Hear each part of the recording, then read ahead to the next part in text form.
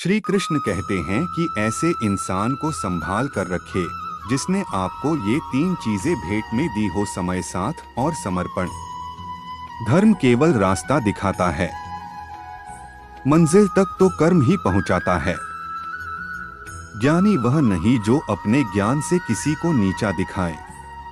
असली ज्ञानवान तो वह है जो दूसरे मनुष्य को अपने ज्ञान से सही राह दिखाए। जो इंसान इसी लोक में शरीर त्यागने के पूर्व ही काम और क्रोध से उत्पन्न हुए वेग को सहन करने में सामर्थ है, वह योगी और सुखी इंसान है। जिस प्रकार धुआं से आग और धूल से दर्पण ढाका जाता है, जिस प्रकार जेर से गर्भ ढका रहता है, वैसे ही उस काम द्वारा हमारा यह ज्ञान ढका रहता है।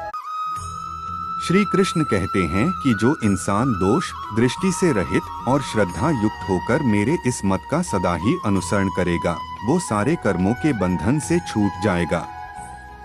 जो भी कोई सुख दुहक और मोह माया को छोड़ अपने कर्म को मुझ में अर्पण करता है और कर्म को सच्चे मन से करता है, वह कर्म के सारे बंधनों से छूट जाता है। और कर्म के बंधनों से छूटने का अर्थ है जन्म और मृत्यु के चक्कर से बचना। जो इंसान दुहक को मिटाने की कोशिश करता है वही पीड़ा का शिकार होता है, परंतु जब आप जान जाते हो कि दुहक को मिटाना असंभव है, तो फिर आप दुहक से निराश नहीं होते और हर पल आनंद में जीतो हो। आत्मा को न शास्त्र काट सकते हैं, न आग उसे जला सकती है, न पानी उसे भिगो सकता है, न हवा उसे सुखा सकती है। जिस काम से प्रेम होता है उससे कुछ मिले या ना मिले, फिर भी उसे केवल करने में ही आनंद मिलता है।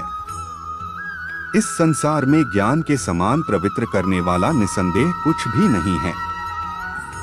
जिन लोगों के समस्त कर्म संसारी सुखों की कामना से रहित है तथा जिन्होंने अपने कर्म फलों को दिव्य ज्ञान की अग्नि में भस्म कर दिया है, उन्हें आत्मज्ञानी संत बुद्धिमान कहते हैं।